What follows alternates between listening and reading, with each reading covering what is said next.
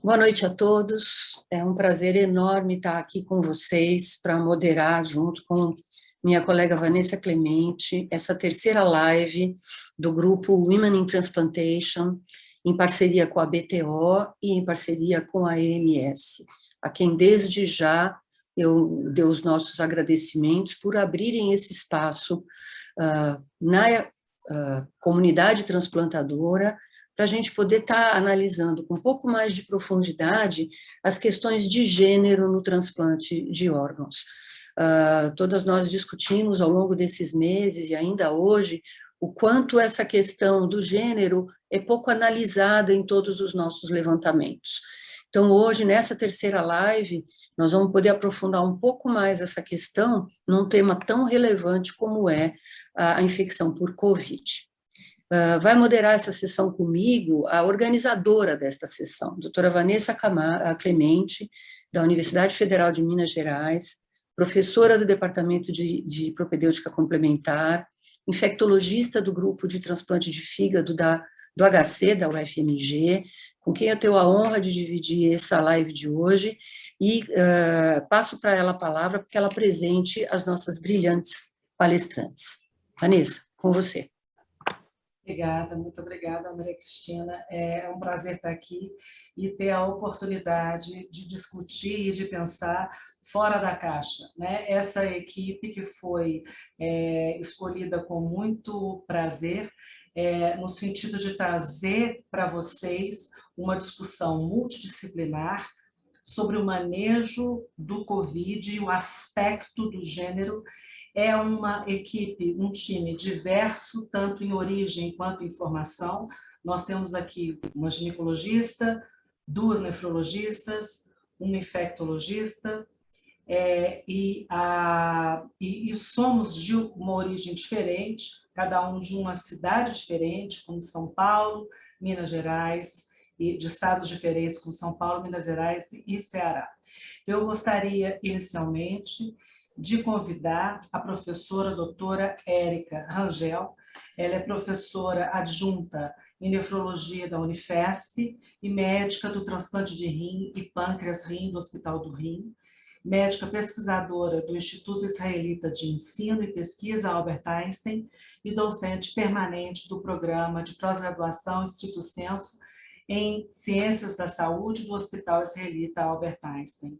Também chamar a professora doutora Regina Aguiar, que é médica ginecologista e obstetra, professora associada aposentada da Faculdade de Medicina da UFMG, que é consultora técnica da Coordenação Materno-Infantil do SES Minas Gerais e sócia fundadora da Rede Feminista de Ginecologistas e Obstetras. Além disso, fará parte dessa mesa de hoje a professora doutora Tainá Veras Freitas, que é professora adjunta de nefrologia da Universidade Federal do Ceará e chefe do setor de pesquisa e inovação tecnológica do Complexo Hospitalar da Universidade Federal do Ceará, coordenadora do Departamento de Transplante Renal da BTO e coordenadora do Departamento de Transplante Renal do ESBM. Inicialmente, a primeira palestra será da professora Érica Rangel, e ela abordará o tema diferenças celulares e moleculares entre homens e mulheres justificam os desfechos da Covid-19?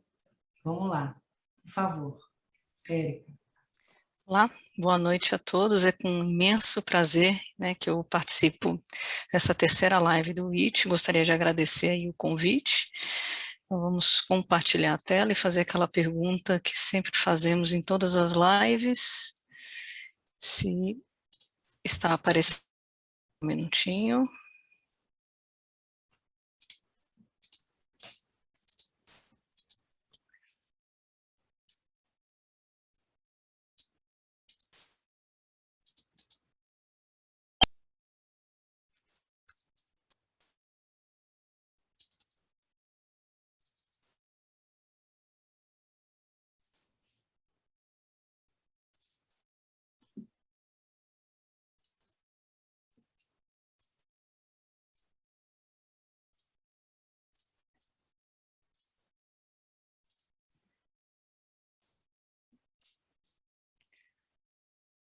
Ok, todos estão visualizando, tudo certinho?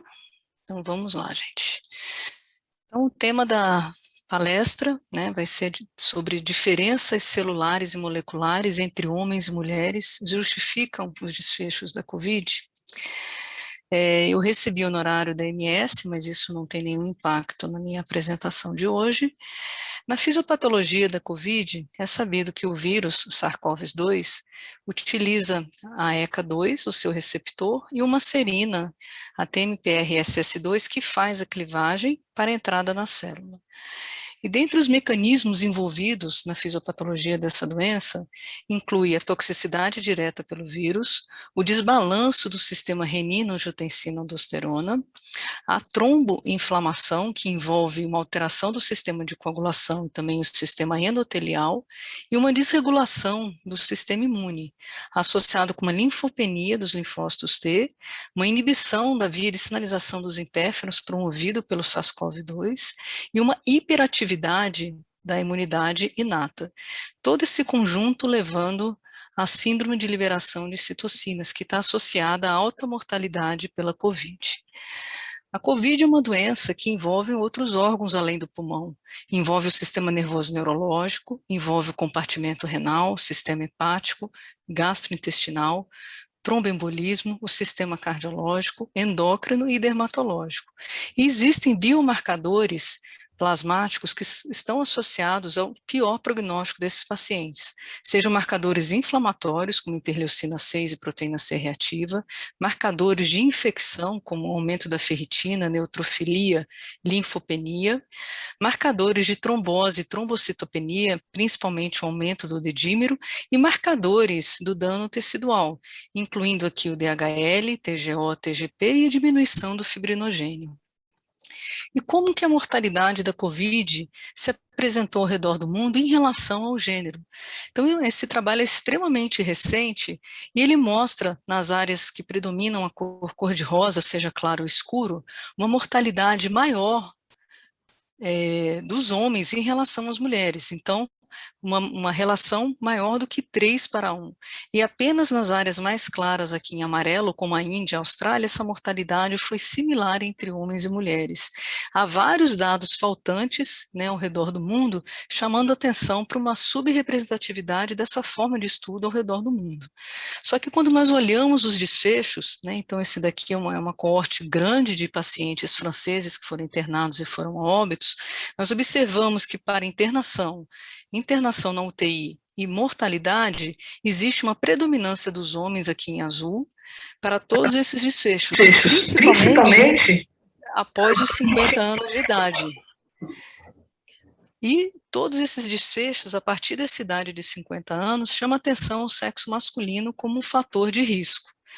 Dessa forma, numa outra coorte também americana, com menor número de pacientes, mas que a média de idade era de 50 anos, nós observamos que os homens apresentavam mais comorbidades, como hipertensão, diabetes e doença arterial coronariana. E todos aqueles desfechos, seja positividade para COVID, internação hospitalar, internação na UTI e a necessidade de ventilação mecânica, foi mais comum nos homens. E de modo interessante, após o início dos sintomas, essas diferenças entre homens e mulheres, aqui os homens em vermelho e as mulheres em azul, persistiu para o desfecho de internação e persistiu também para o desfecho de internação em terapia intensiva. E se nós formos observar, o tempo de internação também foi maior no sexo masculino, internação hospitalar total e internação em terapia intensiva. Nesse primeiro trabalho, fica claro que existem diferenças relacionadas aos exames laboratoriais que favorecem esses desfechos. Então, os homens apresentam uma linfopenia maior, maior neutrofilia e maior marcadores inflamatórios, como a proteína C reativa e a procalcitonina. Num estudo mais robusto de dados de um repositório brasileiro da FAPESP, foram analisados quase 40 mil pacientes, separados entre mulheres e homens. E aqui o que foi avaliado em azul são os exames que se encontram reduzidos nos pacientes com COVID, e em vermelho os exames que se encontram alterados. Numa primeira olhada, fica muito claro que, independente da idade no sexo masculino, então aqui são homens de 13 a 60 anos e aqui homens acima de 61 humanos, que existe uma maior porcentagem de exames que se encontram alterados no sexo masculino. E esses exames alterados são aqueles relacionados aos piores desfechos. Quando nós avaliamos agora com um pouco mais de cuidado em relação a homem e mulher e a idade, nós observamos também diferenças extremamente importantes para a gente entender a fisiopatologia da COVID. Em azul escuro, então, são os homens com COVID e em vermelho são as mulheres com COVID, e as cores mais claras são o grupo controle. Os homens apresentam valores menores de plaqueta, as mulheres apresentam valores menores de hemoglobina, existe uma concordância aqui do número de leucócitos, os homens apresentam uma linfopenia mais exuberante, né, e apresentam também o número de monócitos mais elevados. Tudo isso daqui é extremamente importante para a gente entender os desfechos. E a neutrofilia também é maior nos homens. Quando a gente analisa outros marcadores inflamatórios que estão associados aos piores desfechos, os homens também apresentam piores valores da proteína C reativa, TGO e TGP, que são do fígado, ferritina, fibrinogênio, DHL, gama-GT do fígado, enquanto que apresentam também menores valores de cálcio e, interessantemente, de sódio, que requer aqui um entendimento melhor para a gente entender esse desfecho. E quando a gente avalia a network em todos desses dados, o que chama atenção, então, dos dados que se encontram aumentados ou diminuídos na COVID, fica muito claro que os pacientes do sexo masculino apresentam maior porcentagem de exames alterados durante o curso da doença em relação às mulheres. E como é que a gente explica essas diferenças? Esse foi o motivo pelo qual nós resolvemos fazer essa live buscando essas diferenças. As diferenças começam no trato respiratório. As mulheres produzem mais o ácido hialurônico, elas produzem mais mucinas, imunoglobulinas, que são uma barreira de defesa aqui na mucosa do trato respiratório superior. Existe uma ativação do sistema imunológico mais eficaz nessa região. Existe também uma ativação dos linfócitos B e T mais eficaz, de modo que o efeito antiviral nas mulheres é mais eficaz na primeira barreira, que é o trato respiratório superior.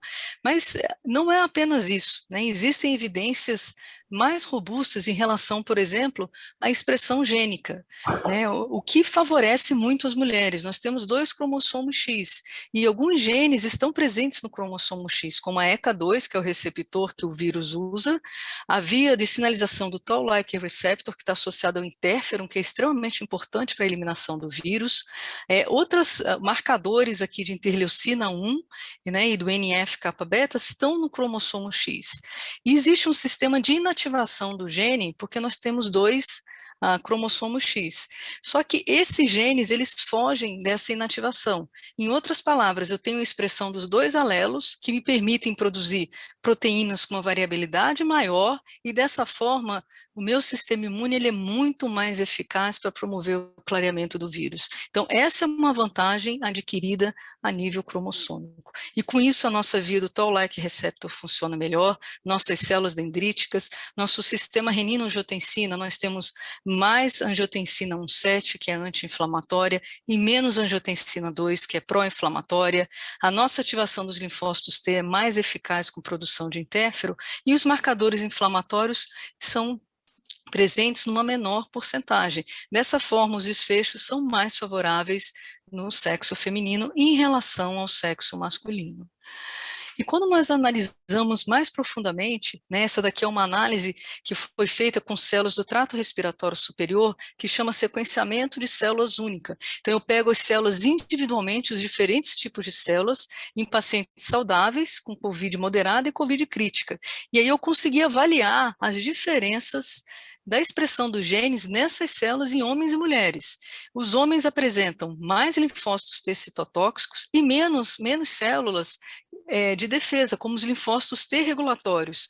E se a gente avalia essa network, que é uma forma extremamente sofisticada para a gente entender a fisiopatologia da COVID, nós observamos que aqui, no primeiro quadrante aqui são os casos pacientes saudáveis, COVID moderada e COVID crítica. Fica claro que nos homens, que é essa linha de baixo aqui, existe uma relação maior das células presentes no trato respiratório com as células inflamatórias, sugerindo que o microambiente do trato respiratório superior nos homens apresenta uma resposta inflamatória maior do que as mulheres.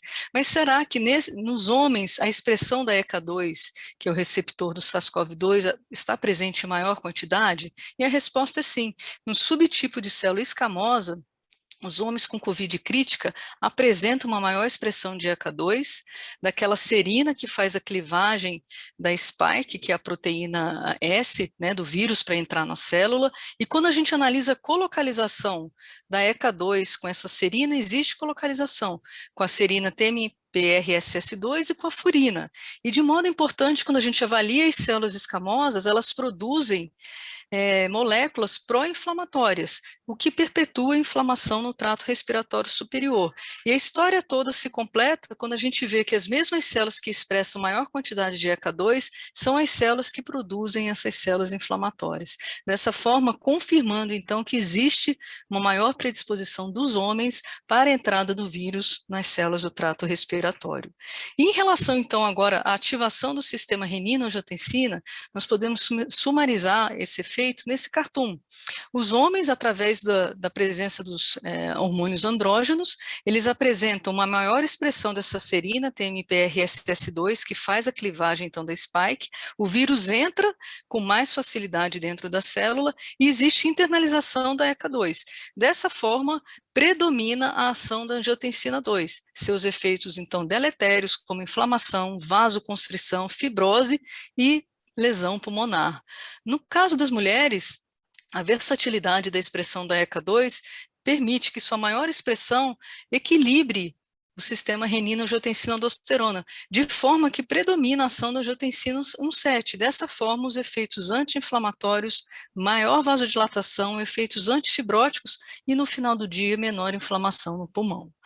Mas será que no sangue a gente também observa essas diferenças entre homens e mulheres? Então, o mesmo experimento foi feito do tipo sequenciamento de RNA de células única, né, em homens e mulheres saudáveis com COVID leve e COVID grave. Mais uma vez, os homens apresentavam mais linfócitos B, mais linfócitos TCD4, e eu chamo a atenção aqui para os monócitos. E quando eu faço a interação daquela rede, né, então mulheres e homens, eu vejo aqui que os homens com COVID grave apresentam uma correlação muito grande do número de monócitos com os linfócitos TCD8 citotóxicos, sugerindo que existe também uma inflamação sistêmica nos homens em relação às mulheres. E se nós formos avaliar, aquelas citocinas todas inflamatórias e quimiocinas inflamatórias também estão presentes em maior quantidade nos homens, conforme demonstrado aqui em vermelho, em relação às mulheres aqui demonstrado em azul. E como que é a resposta imune de acordo com o gênero, né? Então, se nós formos avaliar os homens que expressam grande quantidade de monócitos, eles apresentam maior expressão de interleucina 18 e maior expressão da quimiocina CCL5, que é o HANTS, que é produzido, né, por essas células, monócitos e macrófagos, para fazer a atração de linfócitos para o local da infecção. Dessa forma, existe uma linfopenia periférica, porque os linfócitos foram todos direcionados para o tecido inflamado para tentar combater o SARS-CoV-2. Então, existe uma correlação entre a quantidade de monócitos e a expressão da quimiocina CCL5. E quando a gente avalia os linfócitos em relação a homens e mulheres, mulheres apresentam CD4 em maior quantidade, linfócitos TCD8 citotóxicos em maior quantidade, e o que chama atenção, de acordo com a idade, existe uma diminuição nos homens, aqui em laranja, da presença dos linfócitos TCD8 e também da presença, uma redução da presença dos linfócitos TCD8 que produzem interferon, sugerindo hoje um conceito extremamente moderno na COVID, que é a exaustão dos linfócitos TCD8. E o próximo passo é a gente saber, e em relação à vacina, existe diferença? Então, as evidências mostram que sim também. Então, aqui são vacinas de RNA, né, BNT162B2 e a vacina de RNA 1273. Na primeira dose, as mulheres saem da produção da injeção,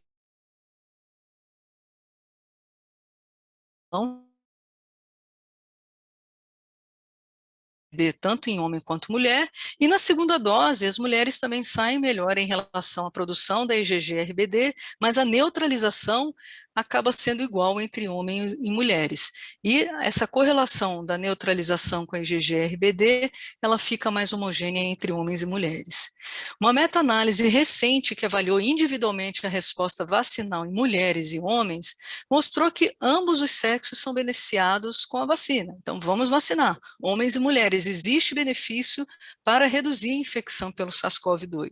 Mas, de modo interessante, quando a gente analisa os dados juntos, homens e mulheres, quem mais se beneficiou com a vacina foram os homens. Houve uma redução de 33% de infecção, porque muito provavelmente a resposta natural das mulheres frente à infecção viral foi superior, né? A capacidade de produzir células com maior efetividade para fazer o clareamento do vírus foi maior nas mulheres, mesmo sem a vacina.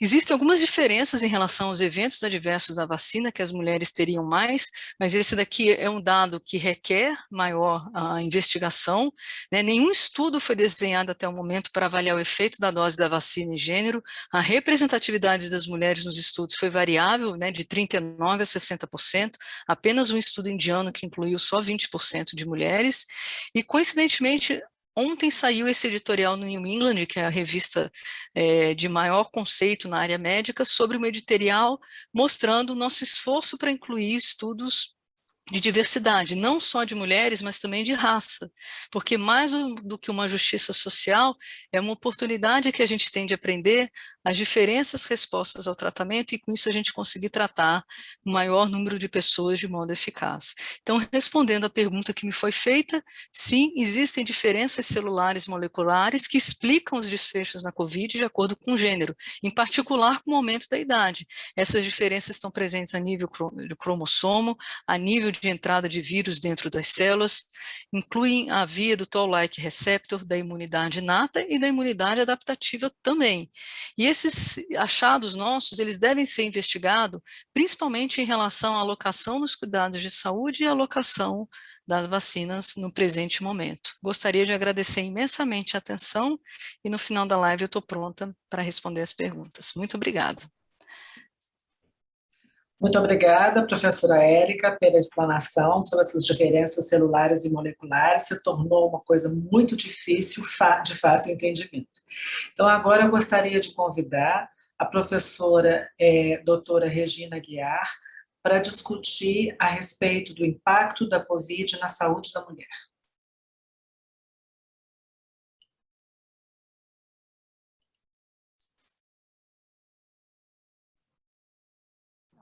Boa noite.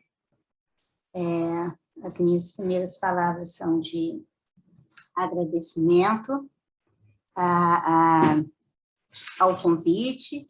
Agradeço aí a comissão do Human Skin Transplantation, da Associação Brasileira de Transplante de Órgãos, e da parceria com a ANS, a oportunidade de participar. Diferente da Érica, essa é a minha primeira live que eu participo, e foi me solicitado que fizesse uma abordagem sobre o impacto da Covid-19 na saúde da mulher. Quando todos nós nos deparamos com notícia na imprensa em dezembro de 2019 de um novo surto de pneumonia que acometia homens na China e que pouco tempo depois, no início de janeiro, foi divulgado que aquele surto de pneumonia era em função de um novo vírus da família coronavírus, nós não imaginávamos que rapidamente, ainda no mês de janeiro, a Organização Mundial de Saúde fosse decretar que aquela situação representava uma emergência de saúde pública de importância internacional.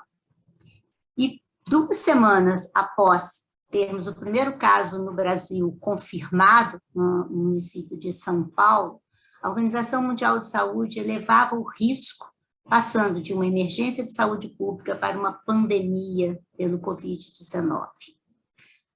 Os mais otimistas achavam naquele momento, quando estávamos reorganizando a nossa vida, de que Daí alguns dias, algumas semanas, estaríamos voltando para as nossas atividades normais. E os mais pessimistas achavam que não deveria ser tão rápido assim, que necessitaríamos de alguns meses. 1 ano e meio depois dessa invasão na vida de cada um de nós, né, continuamos ainda dentro dessa pandemia, e os dados atualizados hoje à tarde no mundo mostram que já superamos 225 milhões de casos confirmados, e sabemos que isso aqui é apenas a ponta do iceberg que representa todo o número de infecções no mundo dessa doença. 2% dessas pessoas evoluíram para óbito, então mais de 4.600.000 mortes. Aqui no Brasil, certamente, em provavelmente amanhã, estaremos alcançando mais de 21 milhões de casos confirmados, com mais de 586 mil mortes, uma letalidade de 2,8%, uma letalidade, então, bem superior à média mundial publicada. E em Minas Gerais já ultrapassamos 2 milhões de casos, estamos próximos de 2.100.000 casos confirmados, dos quais 2,6% desses casos evoluíram para óbitos, próximo aí de 54 mil vidas perdidas por Covid confirmada. No que diz respeito à frequência por sexo, né, aqui em Minas Gerais nós temos uma maior proporção de mulheres com diagnóstico confirmado em comparação ao número de homens com casos confirmados. Mas quando nós olhamos em relação a óbitos, as mulheres respondem por 45% dos óbitos notificados até hoje, na atualização dos dados de hoje, e os homens, 55% dos casos dos óbitos. E a professora Érica já fez algumas considerações aí sobre essas possibilidades. Mas o que essa pandemia traz, né, de específico em relação à vida das mulheres? Na realidade, as mulheres enfrentam, como toda a sociedade, o acúmulo de todos os danos da associação de 3 grandes crises mundiais. Vivemos uma das crises sanitárias dos últimos anos de história incomparável, que alcança o mundo no momento em que vivemos uma crise econômica que já se descontava preocupante e que é agravada de uma forma absurda com a pandemia. E o efeito dessa crise sanitária, nessa crise econômica, ela escancara as desigualdades sociais. E em países como o nosso, países de baixa ou média renda, alguns consideram que são os países de média renda, essas desigualdades têm se agravado de uma forma muito intensa, e todas as vezes que isso acontece, as mulheres sofrem um efeito mais significativo. E essa pandemia traz um estresse maior para a vida das mulheres. As mulheres que já eram responsáveis por multitarefas se veem durante a pandemia agregando outras tarefas a todas aquelas outras que já eram assumidas. Então, passam a ser as provedoras de uma escola dentro de casa, ao ensinar os seus filhos, passam a ter que se virar a sustentar o seu núcleo familiar, lembrando que mais da metade das famílias no Brasil tem como provedor econômico as mulheres, e enfrentam a questão da perda de emprego, o desemprego, de uma forma muito maior, porque as mulheres trabalham em situações de emprego piores do que os homens, e esse estresse, ele se apresenta, né, com efeitos muito importantes na saúde mental das mulheres. Um aumento muito preocupante dos casos de ansiedade, dos casos de depressão, que acabam levando a um aumento de consumo de medicamentos controlados, desculpem, de medicamentos controlados, e além dos efeitos diretos, né, da saúde mental dessas mulheres, nós não podemos esquecer que esses efeitos na saúde mental das mulheres trará, em curto, médio e longo prazo, os efeitos secundários relacionados a risco cardiovascular, a obesidade e distúrbios metabólicos, e vamos ter que estar prontos para enfrentar esses grandes desafios. Um outro impacto extremamente importante na saúde da mulher diz respeito à violência. E esse é um relatório que foi publicado agora em junho deste ano pelo Fórum Brasileiro de Segurança, e que ele mostra que, durante a pandemia, 1 em cada 4 mulheres brasileiras acima de 16 anos afirma ter sofrido algum tipo de violência nos últimos 12 meses da pandemia. Isso significa que 17 milhões de mulheres sofreram violência física, psicológica ou sexual no último ano. E quando nós comparamos as condições de vida das mulheres que relatam ter sofrido violência, qualquer tipo de violência na pandemia, versus aquelas que relatam que não sofreram violência, nós vemos que aquelas que sofreram violência, qualquer tipo de violência, têm condições de vida muito mais desfavoráveis. Uma maior proporção delas teve renda familiar diminuída, uma maior proporção delas perdeu o emprego, uma maior proporção delas passou a consumir bebida alcoólica. Lembrando que esses 3 eventos, aumento de consumo de bebida alcoólica, perder o emprego, reduzir renda familiar, foram eventos que acometeram toda a sociedade, e, como eu disse, com um impacto muito grande numa situação como vivemos, da situação da mulher no Brasil. E que tipo de violência essas mulheres sofreram? Violência verbal foi a mais comumente relatada, mas 8,5% das mulheres relatam que sofreram violência física, 5,4% delas sofreram violência sexual, 3% foram ameaçadas com arma e 2,4% delas disseram que foram espancadas. Existe um recorte de cor aqui que chama a atenção. Quando nós avaliamos qual que é a proporção de mulheres da raça cor preta que sofreu violência, ela é muito maior quando comparada às mulheres da raça cor branca. Então, mais uma vez, o recorte das desigualdades sociais. E o que mais chama a atenção? A grande maioria, quase 73% dos agressores eram pessoas absolutamente conhecidas dessas mulheres. Eram seus cônjuges, seus companheiros, seus ex-cônjuges ou ex-companheiros, pais, mães, padrastos, madrastas e mesmo filhos. Quase metade dos casos, a violência aconteceu dentro de casa. Então, numa pandemia que trouxe como grande mudança social a necessidade de uma maior permanência dentro de casa, as mulheres estão precisando ficar num lugar que é mais inseguro para elas do ponto de vista de risco de violência. E mais que isso, quando perguntávamos a todos, sejam homens ou mulheres, sobre qual era a visão deles de violência contra a mulher na pandemia, 5 em cada 10 brasileiros afirmaram ter visto uma mulher sofrer algum tipo de violência no seu bairro, comunidade, ao longo dos últimos 12 meses da pandemia. Este é um reporte absolutamente cruel do impacto da Covid na saúde da mulher e precisa ser enfrentado enquanto profissional de saúde, enquanto sociedade como um todo.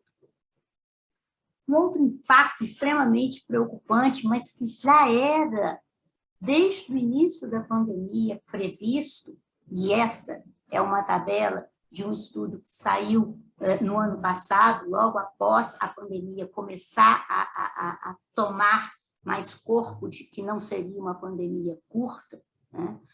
Era o impacto entre a falta de compreensão de gestores e profissionais de saúde no que diz qual é a diferença entre serviços essenciais em saúde e serviços emergenciais.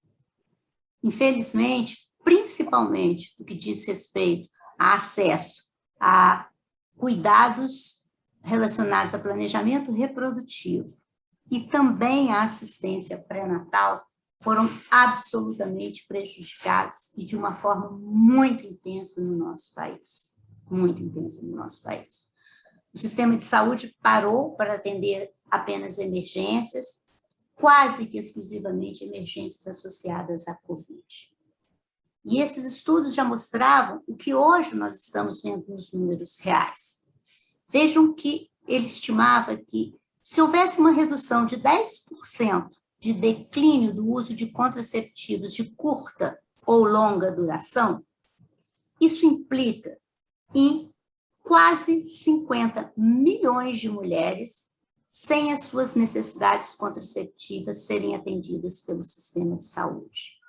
E o que acontece quando as mulheres não têm as suas necessidades contraceptivas atendidas?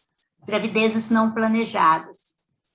E estimava-se, então, um aumento de 15 milhões no número de gravidezes planejadas, indesejadas ou não planejadas durante a pandemia. Os mesmos 10% de redução em serviços de cuidado pré-natal e de acompanhamento da criança nos primeiros meses de vida, determinaria mais de 1.700.000 grávidas experimentando complicações obstétricas maiores. Então, os serviços de emergências obstétricas estariam mais superlotados, com mais complicações obstétricas, porque a assistência pré-natal não estava acontecendo. E quando eu tenho mais complicação obstétrica, a consequência disso vai ser a mortalidade materna.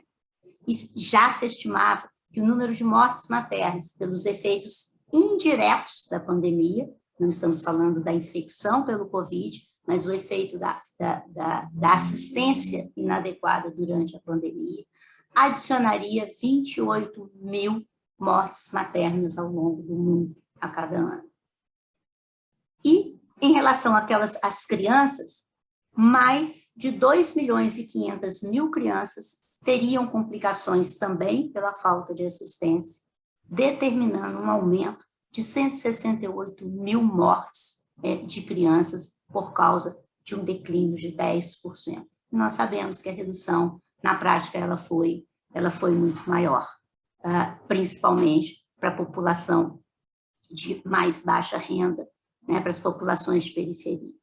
E é muito bem estabelecido quais são as consequências das gravidezes não planejadas. Gravidez não planejada impacta diretamente na maior mortalidade materna, na maior mortalidade neonatal, na maior mortalidade infantil, por uma série de questões. Aumento de risco de pré-natal inadequado, aumento de risco de aborto inseguro, mais taxas de prematuridade, menor intervalo entre as gravidezes, menor possibilidade de amamentar durante 6 meses, baixa adesão à vacinação, calendário vacinal como um todo, impactando na mortalidade infantil. E se olharmos além da questão reprodutiva da mulher, se formos olhar a questão, por exemplo, do câncer de mama, que é o segundo tipo de câncer mais incidente entre as mulheres, só perde para câncer de pele, não melanoma, mas é a principal causa de morte por câncer entre as mulheres, né? Já vivíamos aqui no Brasil uma cobertura de mamografia de rastreamento absolutamente insatisfatória. Cobertura para as mamografias interferirem na mortalidade precisa ser uma cobertura em torno de 70%. E, antes da pandemia, alcançávamos uma cobertura de 24%. E o que aconteceu com as mamografias de rastreamento, principalmente na saúde pública? Uma redução de 42% da realização de mamografias. Existem alguns locais em que essa redução alcançou quase 70% de redução. Se eu diminuo mamografia de rastreamento, eu aumento o número de mulheres que vão ter o diagnóstico de câncer de mama clínico por nódulos palpáveis e, obviamente, com um prognóstico de morte muito maior. E esses efeitos não são efeitos que vão acabar daqui 2, 3, 4 meses. São efeitos que nós vamos enfrentar nos próximos anos. mesmo se aplica ao câncer de colo do útero, que também tínhamos uma cobertura de citologia oncótica abaixo do desejado no Brasil. O desejado é 80%, a cobertura não ultrapassava 55%. E no que diz respeito à citologia, à coleta de citologia, a redução média estimada é de 80%, porque as mulheres não conseguiam ter a consulta para fazer a coleta de citologia.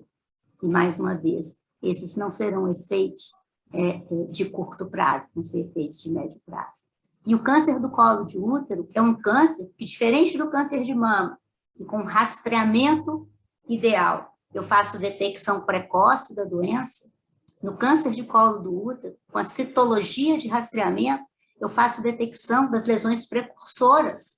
Eu curo a doença antes que ela alcance o seu potencial de malignidade. E não estamos fazendo isso desde o ano passado, há 1 ano e meio não fazemos isso. Existe um grupo de mulheres que sofreu de forma muito mais direta os efeitos da pandemia.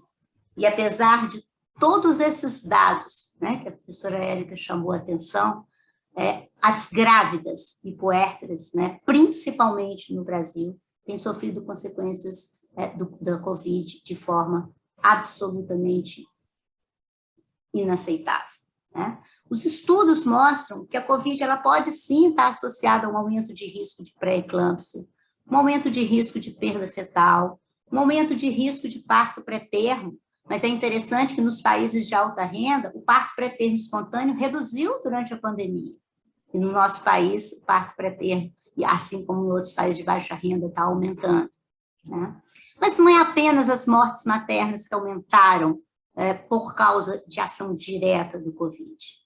Também outras mortes por eclâmpsia, né? Vejam que o risco de gravidez ectópica rota aumentou quase 6 vezes por efeito da pandemia, mostrando, né, que existe uma necessidade urgente de priorizar cuidados maternos seguros, acessíveis e equitativos na resposta estratégica a esta pandemia e que nós utilizemos isso como aprendizado para outras crises em saúde. E os dados, os números da mortalidade materna, né, e quando nós vemos comparando mortalidade entre homens e mulheres, ela tem sido menor, mas isso não acontece com as grávidas. Agora, no Brasil, pelo menos 6 a 7 mortes maternas no mundo, a cada 10 mortes, aconteceram aqui no Brasil. Então, temos aqui um problema de cuidado. E vejam que dos 1.859 óbitos maternos já conhecidos por Covid no Brasil desde o início da pandemia, 1.260, ou seja, 2/3 deles, aconteceram esse ano. Num ano em que nós já conhecíamos mais da doença, nós já sabíamos cuidar melhor da doença, mas as mulheres tiveram um aumento de mais de 200% na letalidade, enquanto que a população geral reduziu, o aumento da letalidade apenas dobrou. Então, as grávidas, principalmente no Brasil, sofreram um impacto enorme. Isso fez, eu trago 2 falas deste ano, né? Uma da doutora Carice Etienne e outra do doutor Tedros, né? Ambos da Organização Mundial de Saúde, em que a doutora Carice Etienne chamou a atenção, né, nas vésperas do Dia Internacional pela Saúde das Mulheres, que a pandemia ela está se mostrando como uma ação que vai poder destruir mais de 20 anos de progresso na expansão do acesso das mulheres ao planejamento familiar e no combate às mortes maternas nas regiões da América Latina e Caribe.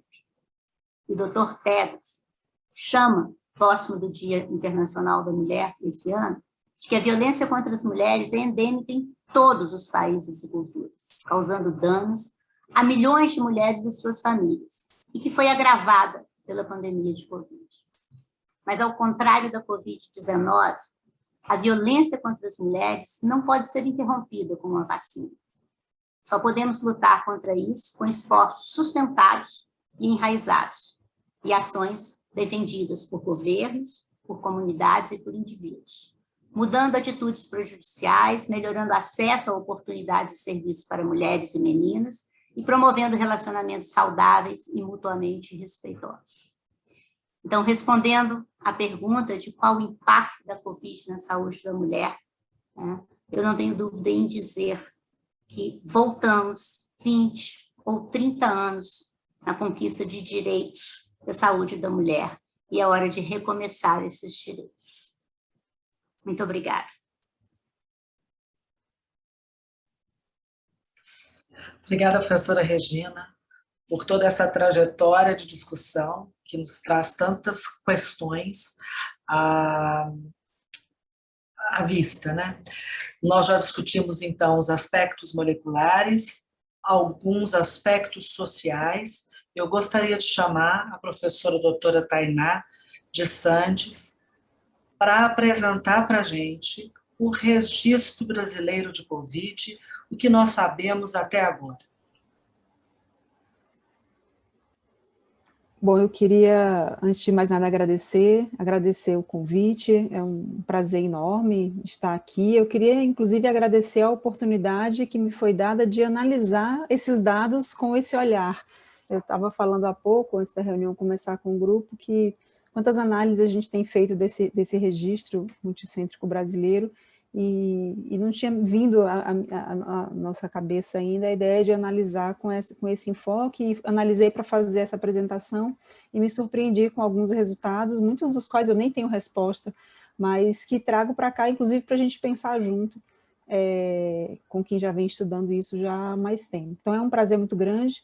Para quem não conhece o registro, essa foi uma iniciativa que teve um apoio da BTO, eu coordeno esse banco, mas é um banco que tem a colaboração de mais de 40 centros brasileiros, tem hoje mais de 3.000 pacientes registrados, algumas publicações alguns artigos já publicados, outros em andamento, e lá nesse banco a gente registra os pacientes com Covid, transplantados de rim isolado e rins duplos. Então aqui eu vou falar brevemente sobre essa análise que eu fiz para essa apresentação, passando por esses aspectos, então, suscetibilidade, demografia, quadro clínico e laboratorial e desfecho. É interessante que alguns dos achados aqui, eles são bem explicados um pouco pelo que a Érica já falou. Essa coisa de que, quando você olha dado em população geral, geralmente as cortes mostram um aumento do percentual de homens acometidos comparado com mulheres. O dado que a professora Regina mostrou agora, por exemplo, é um pouco diferente em algumas cortes. O de transplante é sempre curioso a gente lembrar que em todas as nossas cortes de doença renal crônica, de diálise e de transplantados, os homens sempre são um percentual maior. Então, quando a gente olha o percentual de homens acometidos por Covid mês a mês, e quando se olha a distribuição mês a mês, os homens são sempre um percentual aí em torno de 60%, 55%, 60%, que é bastante correspondente ao percentual de homens em diálise, em lista e em transplante. Então, me parece que não há uma suscetibilidade maior de pacientes transplantados serem infectados, pelo menos foi isso que nos pareceu. Lembrando que esses dados que eu estou mostrando aqui são dados de quase 1.700 pacientes, todos relativos ao ano anterior, lembrando, então, foi pré-variante e importante o que a Érica comentou, com relação à resposta vacinal ser diferente entre eles, isso aqui é sempre pré-vacina, né?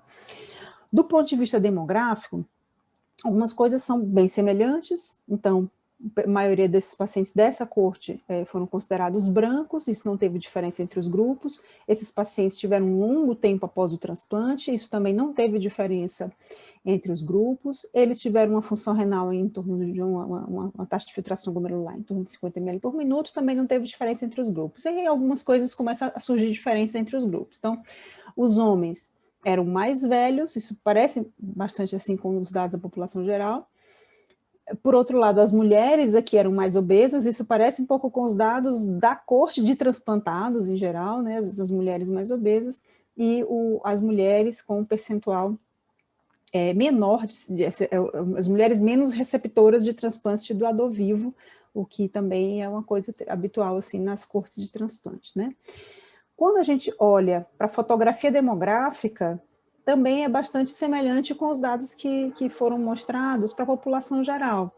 Então, os homens são mais tabagistas, têm um percentual maior de comorbidades, notadamente hipertensão e doença cardiovascular. Diabetes, a diferença aqui não foi estatisticamente significante.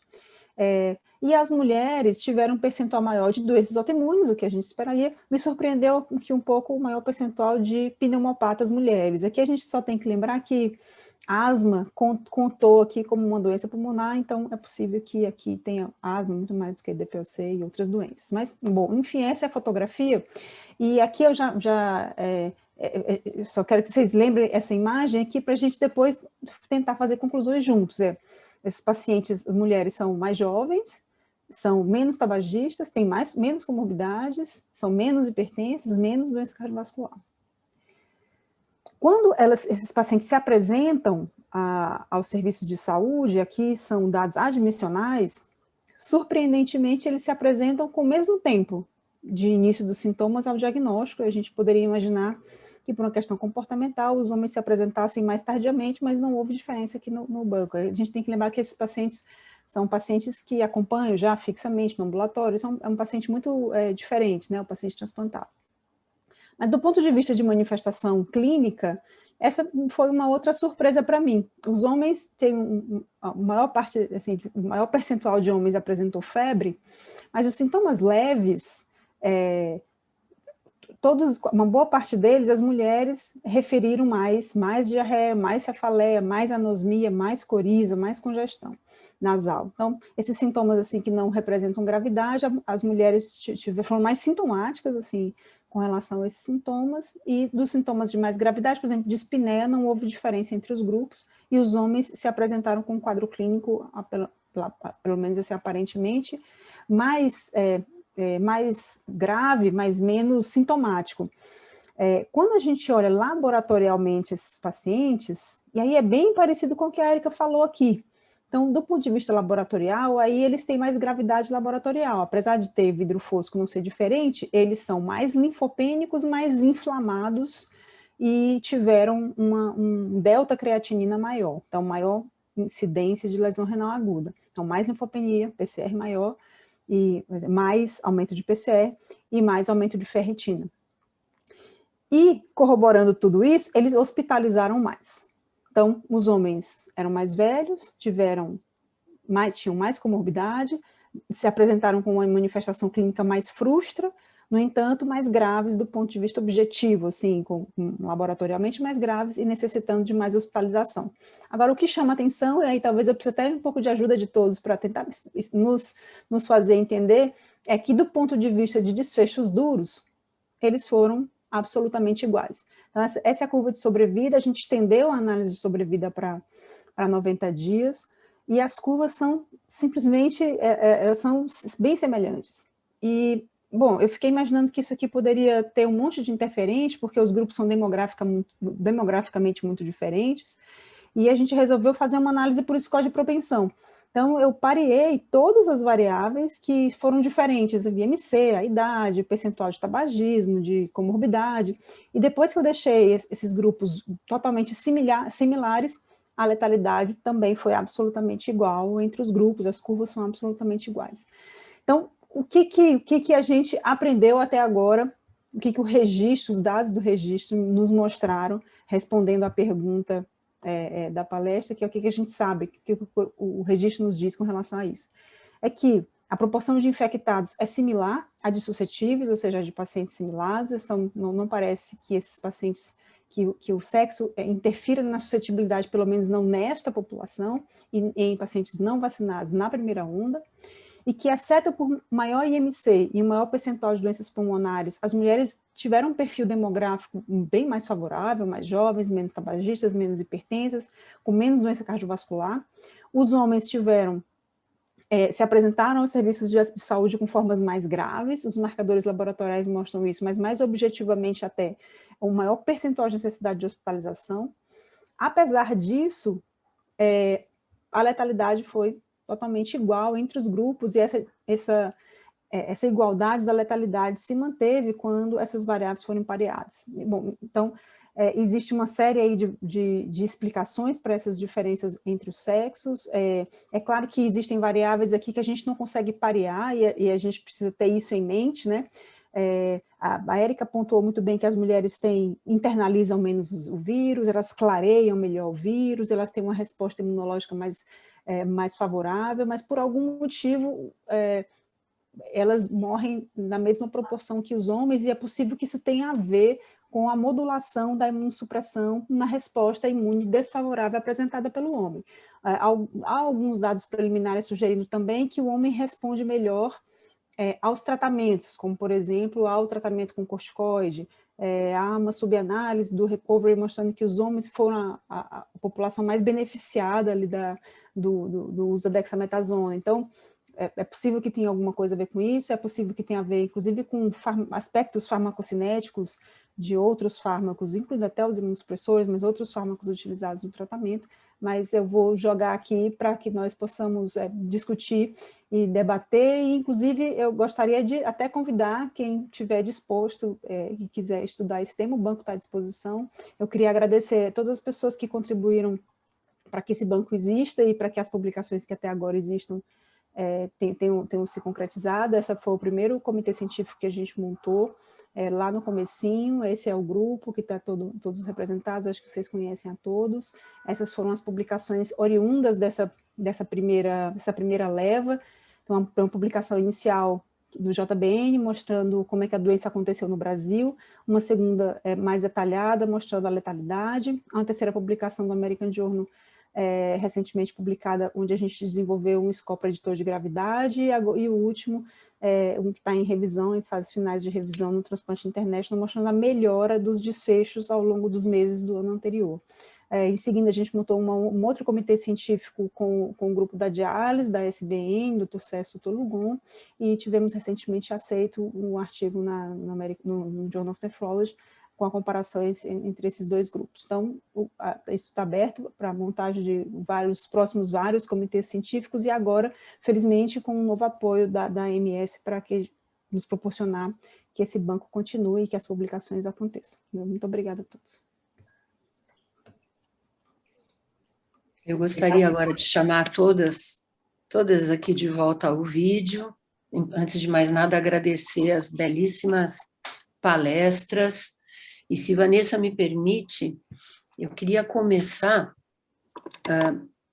perguntando para a doutora Regina se essa catástrofe na saúde da mulher que nós vimos acontecer no Brasil aconteceu de uma maneira um pouco menos dramática em outros países, e quais foram as medidas durante a pandemia que impediram que isso fosse tão catastrófico em outros países? Obrigada, Maria Cristina. Essa é uma pergunta que ela está tentando ser respondida ainda, tá? No que diz respeito aos efeitos na saúde mental, o que vem sendo identificado aqui, ele não é muito diferente do que vem sendo identificado no mundo inteiro, né, do ponto de vista de desenvolvimento de ansiedade, de depressão, né, mas como nós já tínhamos, né, uma população em que o papel da mulher na sociedade já é um papel mais complexo, já pega uma sociedade em que o papel da mulher já não é adequadamente elaborado, as consequências disso são maiores, né? Agora, no que diz respeito à mortalidade materna, o que acontece no Brasil não é visto em nenhum outro país do mundo. Nós respondemos sozinhos por quase 70% de todas as mortes maternas no mundo por Covid. Então, obviamente, nós temos questões que são específicas relacionadas ao cuidado, né? Nós temos identificado que 3 em cada 5 mulheres grávidas ou puérperas que morreram por Covid, né, não tiveram sequer acesso à UTI. E uma outra coisa que chama a atenção é que das grávidas que morreram por Covid e que chegaram a ter acesso à UTI, a taxa de intubação não é a esperada. Então, nós temos aqui toda uma questão grávida em unidade de terapia intensiva, sempre foi um grande desafio. Os intensivistas têm muita dificuldade em lidar com uma fisiologia que é absolutamente diferente.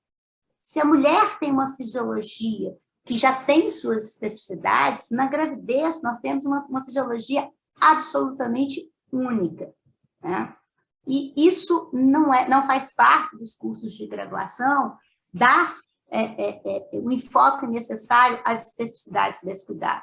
E aí, neste momento da pandemia, em que nós temos um número importante de grávidas infectadas, né, que sabemos que, na gravidez, entre as mulheres que desenvolvem a forma grave, a chance de precisar de ventilação ela é muito maior, né, provavelmente aí com alguma relação com a gravidez, a falta de cuidado, a falta de treinamento, a falta de conhecimento para as especificidades deste grupo, né, causou toda essa tragédia. O que mais assusta é que, como eu mostrei, em 2021 a mortalidade é muito maior. Se a gente compara a letalidade, não apenas dos casos graves, mas de todos os casos notificados, a letalidade atual no Brasil está em 2,8%. Em grávidas, está 7,2%. Então, isso está relacionado com a questão de gênero, é uma questão de cuidado, é uma questão de papel da mulher, é uma questão de como se cuida das mulheres, infelizmente. Isso me leva para uma segunda pergunta para a Tainá e para a Érica. Sabendo que a nossa letalidade no Brasil é a maior do mundo, será que essas diferenças de sexo que a gente vê publicadas, Érica, não aparecem no nosso registro, Tainá? Porque as nossas doenças são tão graves que a nossa taxa de recuperação é menor e a gente não percebe, então, essa pequena diferença que a genética e que a imunologia daria em favor das mulheres? Eu, assim, do ponto de vista, fico pensando assim, mas do ponto de vista estatístico, assim, eu imaginaria até um pouco o contrário, sabe? Se a magnitude do efeito aumenta, eu teria uma facilidade maior de identificar a diferença entre grupos, teoricamente. Você tem lá uma amostra enorme, onde a incidência do evento é 2%, para eu identificar a diferença entre grupos num evento raro, né? Um evento de baixa incidência é mais difícil do que num evento onde a magnitude do efeito é maior, né? Então, eu não tenho muita certeza de que seja isso, assim. O que me pareceu, quando eu fiz o pareamento das variáveis e a letalidade ficou absolutamente igual, eu começo a pensar que são coisas que não estão no pareamento. Então, não parecem ser essas diferenças demográficas, mas tem uma série de coisas que não estão no pareamento. Então, variáveis, por exemplo, como a imunossupressão modula a resposta inflamatória, é uma variável que não está no pareamento. O regime é igual entre os grupos, mas como o regime modula a resposta inflamatória aberrante do homem na COVID, a resposta imuninata e adaptativa desfavorável do homem, como ela é modulada pela imunossupressão, isso é uma coisa que não está no pareamento. Outras coisas sociais, de acesso, também não estão no pareamento. Então, eu fico imaginando, assim, que seja alguma coisa mais nessa linha, e é até bastante surpreendente, porque esse é um resultado que a gente tem mostrado, e de fato a letalidade de pacientes com Covid transplantados é 8 a 10% de pacientes da população geral, é uma coisa bastante impressionante, né? Acho que assim, um aspecto que me chamou muito a atenção é a questão da obesidade, né, que vocês acharam mais comum em mulheres, né? Então a gente sabe que a expressão da ECA2 no tecido adiposo, ela é grande, né? Então esse foi até um dos motivos pelo qual foi observado em várias coortes europeias, americanas, uma maior mortalidade em jovens obesos em relação aos pacientes mais velhos. Então, essa seria uma explicação. Então, você teria um microambiente ali extremamente favorável, né, no tecido adiposo para o vírus entrar e causar uma inflamação com repercussão. Então, esse dado é extremamente interessante nesse sentido. Então, talvez avaliar se nessa população de mulheres, né, obesas, os marcadores inflamatórios foram maiores. Talvez isso possa justificar a falta de benefício, né, em relação à mortalidade pelo fato de ser do sexo feminino. Outro aspecto é a imunossupressão, que também tira todo aquele benefício, mas as duas populações, homens e mulheres, também estão usando imunossupressor. Você falou que não houve diferença, né, entre o esquema imunossupressor, que era uma outra pergunta que eu ia fazer, então acho que não é isso, mas me chamou muito a atenção a obesidade. E lembrar que também a obesidade está associada, por exemplo, à maior produção de hormônios androgênicos. Então pode ser que eu tenha, além da ECA2, eu tenha uma maior expressão da serina que faz a clivagem ali da SPY. Eu sempre fico com a impressão de que, por conta da nossa subnotificação, os nossos levantamentos são feitos em pacientes que já têm uma certa gravidade, e que talvez muitas mulheres nem tenham chegado ao registro. E os casos mais benignos não tenham sido registrados. E aí, como a gente lida com... Quando o Covid é muito grave, provavelmente ele é muito grave para os dois sexos naquela fase final. Mas talvez a diferença esteja nos quadros mais leves, mais iniciais, e que muitas vezes são subnotificados, particularmente em mulheres tão atarefadas como estão as mulheres nesse momento da pandemia. Esse comentário é perfeito, assim, porque eu tentei falar isso no começo, mas terminou me passando um pouco, que é o registro, ele é para paciente com diagnóstico. E no começo da pandemia, nem todos os pacientes tinham diagnóstico, inclusive havia uma orientação, que só procurassem o serviço os pacientes com formas mais graves. Mas mesmo depois, eu tive um exemplo familiar, assim, eu tive um membro da família que teve Covid, várias pessoas da mesma família tiveram anosmia, coriza, espirros, e nem foram colher, falaram, isso aqui é Covid, e não foram colher. Esse caso não vai entrar no registro, esses casos não vão ser notificados. É possível que, de alguma forma, haja uma diferença de sexo aí nesse grupo de pacientes, né, subnotificados. Essa colocação é muito boa.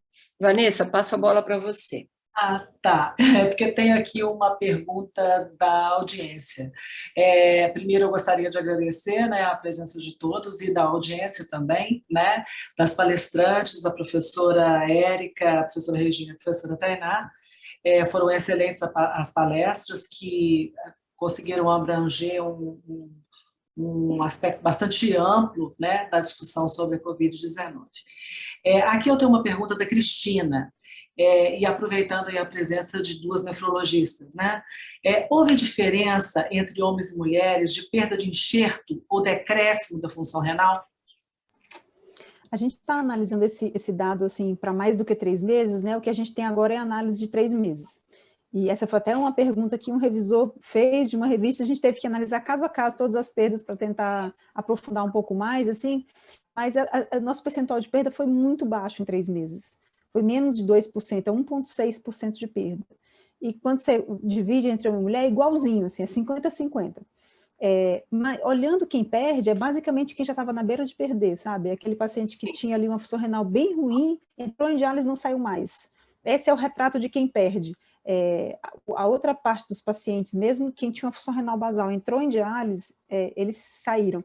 Chama atenção o fato de que os homens parecem fazer mais lesão renal aguda, pelo menos aquele dado mostrou, mais lesão renal aguda que as mulheres. O percentual de diálise é igual, apesar de que o banco não foi feito para este desfecho, né? Mas é um banco grande, robusto, mas enfim, respondendo objetivamente a pergunta, não tem diferença entre homens e mulheres no percentual de perda. Não. E terminando agora uma pergunta da professora, muito obrigada, e terminando com uma pergunta da professora Ilka, né, da Unicamp, e é uma pergunta para todas vocês. Ela gostaria de saber o que é necessário fazer para reverter esse quadro de retrocesso que foi tão exuberante, visto a disparidade social e a biológica. Primeiro, Regina, qual é a saída? Acho que o microfone não queria nem deixar eu falar. eu acho que a saída primeiro, é reconhecer o retrocesso, né? É reconhecer todo esse impacto, né? E, a partir desse reconhecimento, construir políticas em saúde que possam voltar a reduzir. Como é que nós reduzimos a mortalidade materna? Como é que nós reduzimos a mortalidade infantil? Fazendo políticas de saúde pública voltada para esse público, né? Nós tínhamos no Ministério da Saúde uma coordenação de saúde das mulheres, né? Hoje, a coordenação de saúde das mulheres, ela é um departamento da Diretoria de Atenção Primária do Ministério da Saúde, né? Então, por mais que se queira fazer, você fica ali, no mundo da atenção primária, que é essencial, mas não atende à necessidade no cuidado transversal das mulheres, né? Então, isso tem que ser feito pelo gestor municipal, pelo gestor estadual, né? E a sociedade vai ter que cobrar que isso aconteça, né? Eu não vejo outro caminho que não sejam reconstruir políticas públicas que reconheçam essas desigualdades e queira que essas desigualdades não sejam mantidas. Não enxergo outra forma. Muito obrigada. Érica, você tem algo a acrescentar aí do ponto de vista biológico e molecular? Quais são as suas sugestões, se nós não tivéssemos limitações financeiras, né? No mundo ideal, né? Vamos imaginar que tudo, o dólar está acessível, né? O euro também está tudo perfeito, né? Não demora a chegar o reagente, está tudo bacana. Sem limitações. Eu acho que as políticas editoriais das revistas poderia mudar e incluir, né, em suplementos especiais ou incentivar que sejam feitos estudos que exista uma representatividade não só de mulheres, mas também de raças, né? Nesse editorial do New England, ele comenta que muitos estudos, por exemplo, para insuficiência cardíaca, predominou a população branca, sendo que a doença é mais frequente na população de cor preta. Então, eu acho que as políticas das revistas têm que ser um pouco mais claras e isso fazer parte, né, das nossas condições de submissão. Então, você vê, o New England é a revista, né, que é um sonho de consumo de todos nós publicar.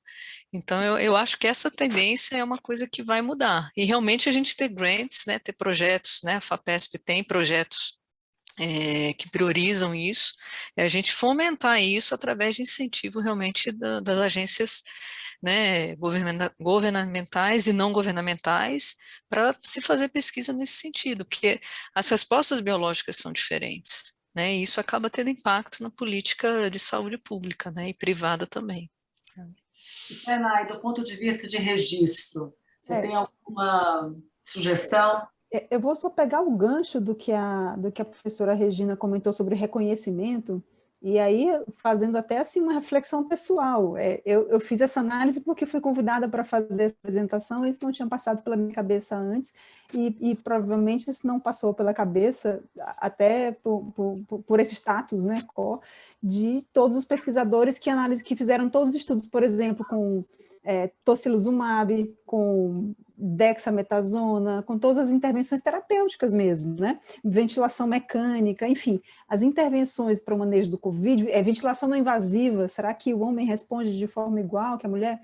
Enfim, então, talvez, pensando do ponto de vista científico, assim, um estímulo para que essas intervenções para o diagnóstico e para o manejo, subanálises, ou mesmo nem subanálises, análises pensando na diferença de sexo, seja feito de uma forma mais sistemática. Eu tenho visto um pouco mais com vacina, como a Érica mostrou, mas com as intervenções de tratamento assim prévias, tem esse comentário ali pequeno sobre dexametasona, de ter tido um efeito ali melhor em homem, o grupo é muito desbalanceado, mas eu acho que isso precisa ficar mais na nossa cabeça, a gente trabalha com pesquisa clínica.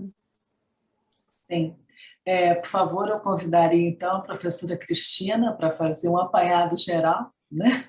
E finalizar a live de hoje. Eu acho que esse é mais um tema que a gente vai ter que explorar um pouco mais e aprofundar um pouco essa análise. E só lembrando que, como a Érica já disse, o New England se manifestou porque tem saído muitas publicações mostrando que nos estudos clínicos o sexo feminino está mal representado. Nós não estamos equanimamente representados na maioria dos estudos clínicos feitos pelas universidades e pela indústria farmacêutica. Então, até participar mais de estudos, a gente tem que batalhar por isso, para que as conclusões sejam também aplicadas a nós da mesma maneira que são para homens brancos, e tem que ter mulheres negras, e, enfim, tem que ter uma diversidade que até hoje não existe, né, nos estudos clínicos. Nas publicações também não. De novo, acho que a questão social impacta muito no fator diagnóstico, principalmente na Covid, e se a gente pensar que homem só vai para o serviço de saúde quando ele está grave, e talvez muitas mulheres tenham passado muito melhor, tenham tido Covid e nem tenham se apresentado ao serviço de saúde. Então, esse desbalanço social tem um impacto importante também no nosso resultado clínico e nas nossas análises, e talvez por isso no Brasil a gente tenha tanta dificuldade de detectar essas diferenças que a Érica mostra tão bem na biologia e na célula feminina e na célula masculina, e no gene, o impacto genético, o impacto imunológico, a gente tem um pouco de dificuldade, porque socialmente as mulheres vão menos ao hospital, as mulheres se apresentam, aguentam mais o tranco, e talvez isso faça com que os estudos sejam um pouco enviesados, e a gente tire conclusões também um pouco enviesadas, já que não é um screening populacional. Então, muito obrigada a todas, acho que o IT cumpre mais uma função de tentar analisar as questões de gênero, não só do ponto de vista social, mas biológico, e tentando aí que no futuro, logístico, e tentando que no futuro a gente tenha resultados melhores para as nossas pacientes também. Obrigada a todos que nos assistiram, todos que compartilharam esse momento com a gente, obrigada às palestrantes. Vanessa, muito obrigada, parabéns aí pela elaboração da live, ficou maravilhosa, e depois ela vai ficar no ar. E, de novo, vão aqui meus agradecimentos para a BTO e para a EMS, que permitem que nós estejamos aqui hoje fazendo esse exercício. Tá? Boa noite a todas, uma boa semana. Boa noite, boa semana.